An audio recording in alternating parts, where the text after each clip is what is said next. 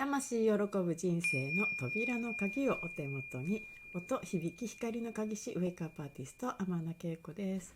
今日はですね、日常の中でね、いろいろ怪我をしたり思うようにいかないことがいろいろあって、でそれがいろんなね、なんて言うんでしょう、何かこう自分では気づいていないところで自分の記憶、潜在意識にとも言えますけれども、含まれている記憶が自分の足を引っ張るような、ことになってしまうというような事象が起こっていた方が、ただ生きるのになぜこんなにね邪魔されるようなことになるのかっていうようなねことをつぶやかれていたので、それに対する、お答えとしてちょっと私がシェアしたものを皆さんにね、シェアしようかなと思います。なんていうんですかね、このこのチャンネル見ていただいている方は結構いろんな経験もしてるし、皆さん直感もあるし、気づいてるっていう方が多いとは思うんですけれども、やっぱり私たちその人間について、人間の歴史、世界の歴史について、そして宇宙の歴史についてね、知れば知るほど私たちがいかにこれまでマトリックス、偽のマトリックスなんですけど、マトリックスの中の嘘にまみれたお花畑の中でね、コントロールされて飼いならされて、何も知らずに生きてきてたかって、泳がされてたかっていうことを知ることになるんですね。でもそこから本来の自分というものに気づくプロセスが、始まっていくと言っても過言ではない。でちょうどね、兵庫県の県知事選でいろんなことがあって、何が真実かは本当に分かりにくいところでありますけれども、ここで大きな、斉藤さんが 100% クリーンかどうかなんか誰も分からない、私も分からないですけど、ただ彼が利権に対してすごく、メスを入れる役割を果たしてきた。そこに対して利権側が、とてもそれはね、自分たちの利権がなくなっちゃうわけですから、なんとか彼らもまた自分たちを守ろうとする動きをした。でも、兵庫県民は気づいてしまった。メディアが嘘をついているということを、そして市議やら何やらが自分の保守に回ってたっていうことに気づいてしまったので、あのような動きになりました。私もね、兵庫県民なので、もうちょっと初めてと言っていい、期日前投票をしましたけれども、本当にその民意が利権を上回るっていう、まさにこれからの時代の中心となると言われている135度線のある兵庫県明石ですからね。135度明石の135度があるこの兵庫県から、この日本人にしてはとても珍しい民意がも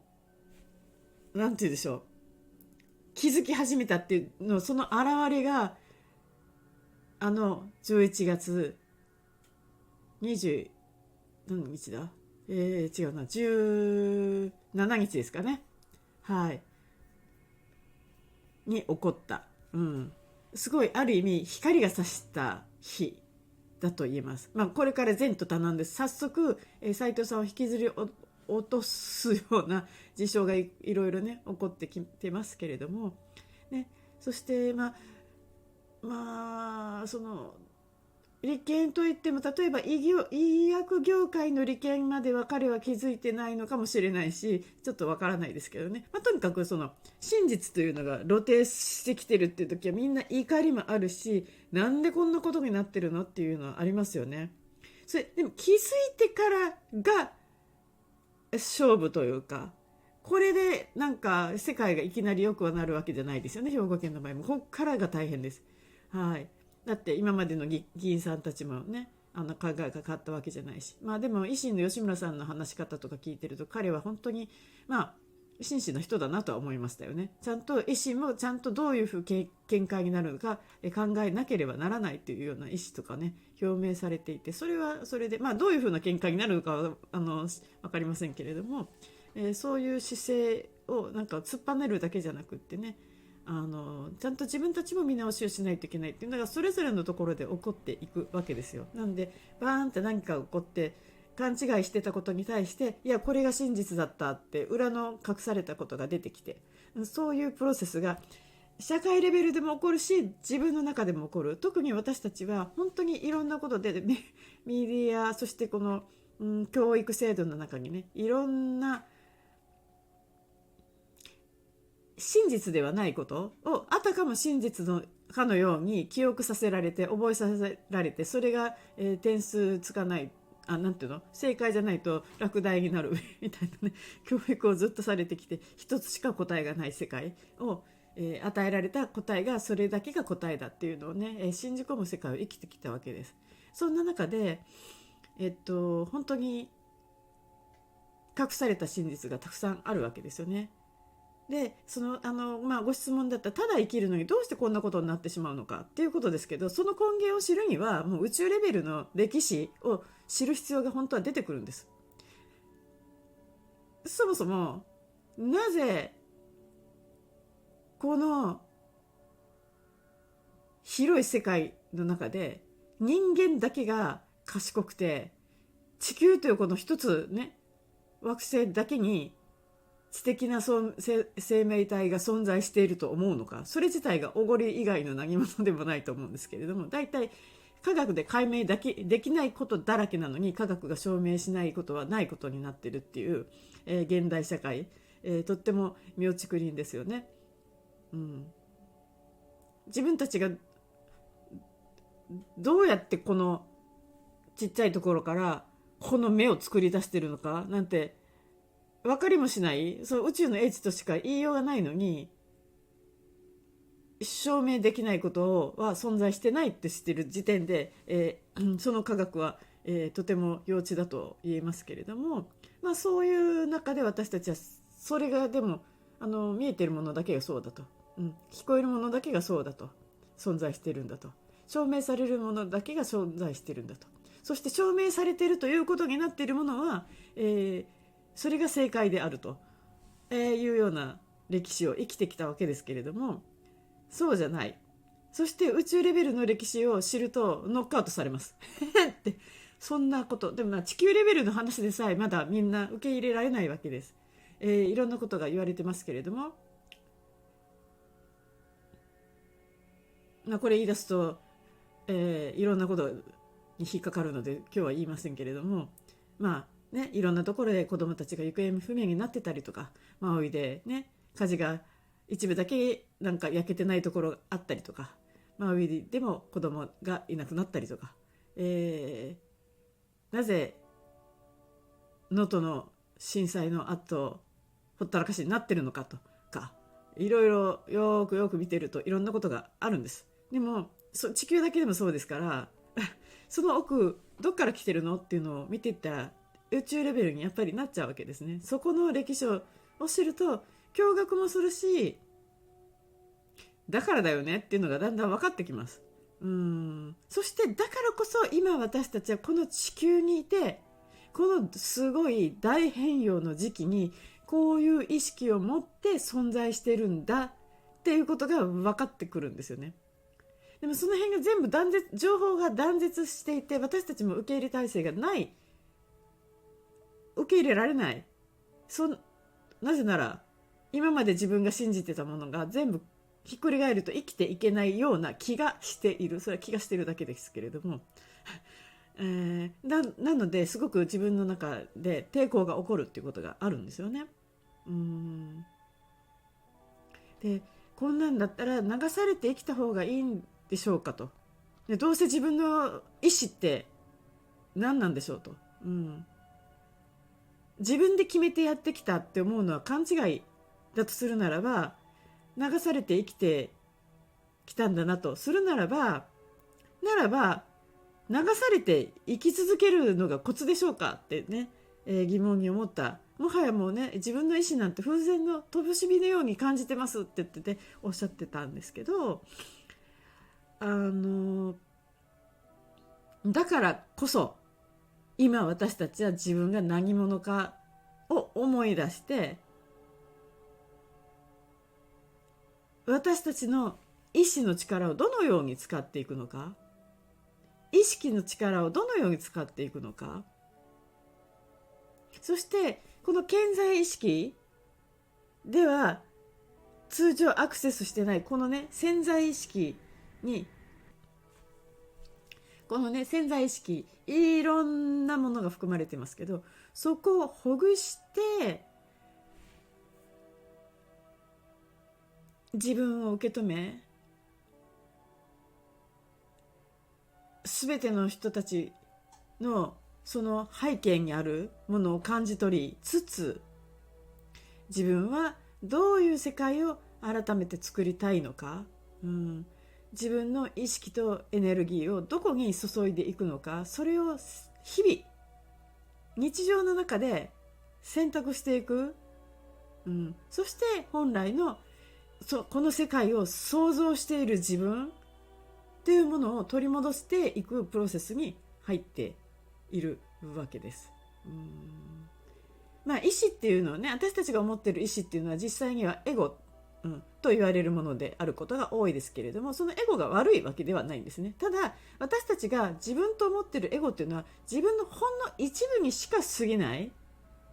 私たちは本当にいろんなもので、私たちが自分と思っているものが本当にいろんなもので構成されているっていうことを知る必要がまずあります。でも本来の私たちっていうのは魂であり、その大きさっていうのは私たちの想像の域を大きく超えるものであるわけですよね。でその魂もまたそのいろんな転生の中でいろんな傷も負い、バラバラになりながらも、自分を守りながらも、生きてきている、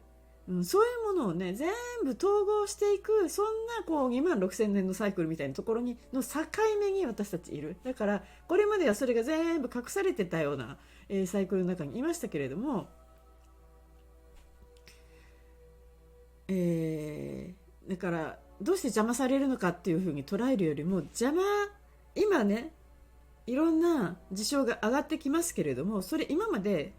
泥水の中に埋もれてたもの、それが今かき回しの時期に入っているので、かき回されるとね、泥水ってドロドロに見えますけど、一旦かき回すと下にだんだん土が溜まってきて、で上に水が上がってきてこう分離する、分離して初めて、ここにこんな泥ってだと思ってたものはここの部分で、そして私のこのクリアな部分はこれだわみたいなのがようやく見えてくるみたいなね、そんなかき回しの時期が今、でこの自分ね、その土が悪かったわけでもないし水が悪かったわけでもないんですけど、それがぐちゃぐちゃぐちゃぐちゃっとなってたところを、どういうふうにきれいにしていってこう区画整理していくかみたいな感じでもあるかもしれませんね。あとはやっぱりその邪魔されてるっていうふうに捉えるよりも、だからいろんなトラウマとか、カルマとも言いますけれども、その解消をね、人間一人一人のレベル、集合でのレベル、地球でのレベル、そして宇宙全体でもねまだ行ってる最中だから、いろんなことが浮上してくる。そのすごいタイミングに私たちは今いるんだよということですね。でもこれからは良くなる方向に向かってるのは間違いないんです。それが何回かね、私の感覚では多分おそらくこの辺を未来のタイムラインいっぱい出てくるんです最近。そこからの戻ってきてもう一回やり直しっていうか、そっちに進んで失敗したっていう記憶があるんですね。それをもう一回やり直しにここにいるような、そんなやり直しタイムラインをやってる、マジにやってる、でもその良くなかった記憶に引っ張られてたりもするんです、それは過去のことじゃないですよ。この直線的に見てるタイムラインだと上未来のことかもしれません。でもそこの記憶に引っ張られてる。なので良くなる方向に向かうタイムラインに私たちは今います。でも私たちが思ってた以上に騙されてきた世界というか、自分が勘違いしてた世界、でも自分が悪いっていうよりも全体がそう勘違いさせられていたっていうか、それも一つのね、宇宙の進化の必然だったと言わざるを得ないと思うんですけど、でもそういう中にいます。でも本当に私たちの真実、自分の中の隠れた自分が知らなかった自分についてもどんどんあれって気がついていかざるを得ない事象が多分目の前にいろいろやってくるし、そういう直感もだんだん、気づきも多くなってくるし、でも本当にこれからが真の変革の時、11月の20日にね、冥王星が水亀座に入りました。で冥王星はね、本当にその光と闇とか生と死とか真実にね光を当てるみたいな、その変革のためのすごく重要な、エネルギーを持ってる星と言えるかと思うんですけれども、これどっかで喋ったことあるか、ワークショップの時はね、オンさんのワークショップの時よく言ってるんですけど、2012年の7月4日までと2012年の7月8日までで冥王星と私たちの関係が全然違うっていうのを、すごいなぜかオンさんのワークショップをしてる時に皆さんの冥王星の水を飲んだ時の反応でパカーって分かれてたんです。でそれ以前はまずってね、2012年の7月4日まではまずって皆さんって言って吐き出すぐらいだったんですよ。なんか知らないですけど、それがね2012年の7月8日以降、すっきりしてるとか美味しいとか飲みやすいとかなってたんですよね。なんでかっていうと、多分その闇に向き合う準備ができてた、っていう時期。それがですね、最近今年になってまたね冥王星がまずって、まずいまではいかないけどちょっと飲みづらいっていう人たちが出てきてたんですけど、おそらくいよいよまた次のレイヤー、泥の次のレイヤーをクリアにしないといけない時がやってきたので、ちょっとした抵抗がねやっぱり起こってるのかなっていうふうに思ってるんですけど、なんでこんなことになってるのとか思うこと、そうですね、私のセッションを受けてくれてる人、受けてない人もそうですけど、もう今年すごく耳にしたんですよ。ずっとね大満足してた会社じゃないけど勤めてたところからいろいろなんか言われて、なぜか辞める羽目になっちゃった人もう似たような話何人も聞きました。もしくは新しく就職したけどどうしてもフィットしなくてやっぱり辞めざるを得ないとかね、その辞めない方がいいタイプの事例もあるでしょうし、そこで何かを学ぶ必要があることもあるかもしれないけれども、辞める必要がある人は強制的に強制終了がかかったみたいなね、人たち、私のクライアントさんでもありますし、昨日お話ししてた全然、クライアントさんではない別のクライアントさんが抱えている、コーチの方も同じようなことをおっしゃってたんですよ。強制終了の人が多いと。でもそれはネガティブな事象ではないということを覚えておいていただきたいです。魂のプランをこれから遂行していくにあたって必要なことが起きてて、それはプラスの方向に働くために起こってる。なのでそうなった時点では混乱もするでしょうし、自分を責めるってしまうようなことにねなるかもしれないし、落ち込むかもしれないですけど、でもそこでまあ落ち込みたいければ落ち込んでみなって、底ついたら上がってくるからって昔ね私言われて、その言葉が一番あの実は救われたっていうことがあるんですけど、そう落ち込むことが悪いっていうふうには思ってますよね。それすらもそんなジャッジを自分にする必要がないというか、うん、いろんなことを私たちジャッジしてますけれども、そのジャッジ、自分に対するジャッジ、それが一番きついので、それをねいろんなレベルでやってますから、それを統合なんていうんですか、認識して統合していくようなプロセスがこれからますますこの数年かけて、起こっていく必要があることっていうか、起こっていかざるを得ないというか、強制的にみんなそこに向き合わされるというか、もちろんねそれを選ばない人もいるかもしれませんけれども、選んだいった方が最終的には楽になる、そんな世界になっていく、そしてそれがいくつか先は非常に愛に満ちた世界、になっていくかなと思います。いろんなことがねあるとは思いますけれども、なんで自分だけこういうふうな目に遭うのっていう考え方をねちょっと離れて、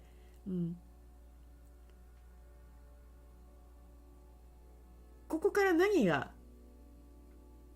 なんていうの、自分にとっての学びになるのかとか、ここからこれを経験したことでどんないいことがあったのか、そして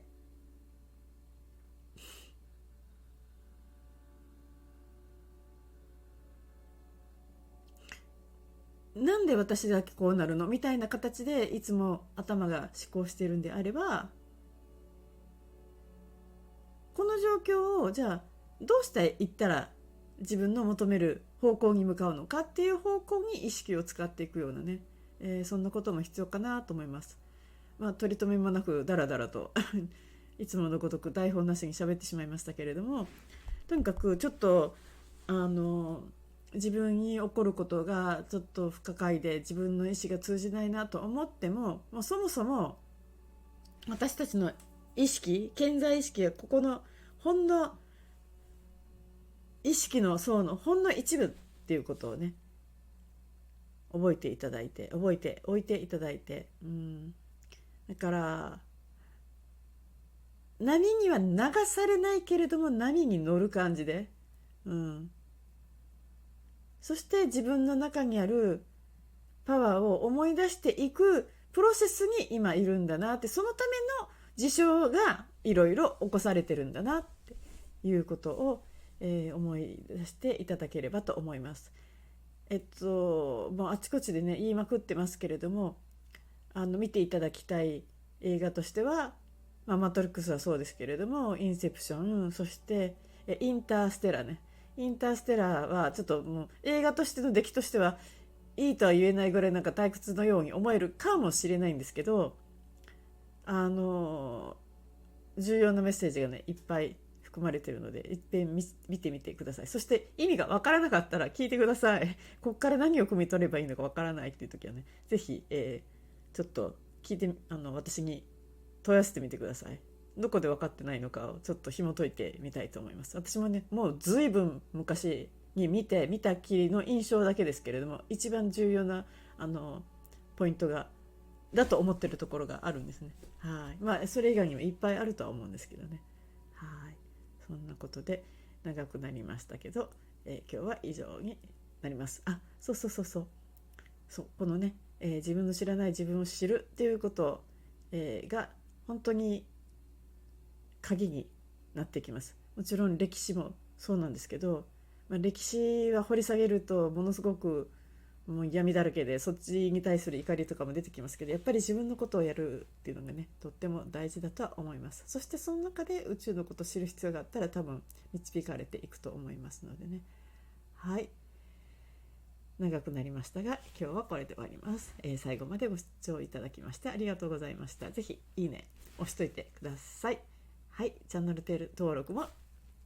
ェルカムです。はい。ではではまた次の動画でお会いしましょう。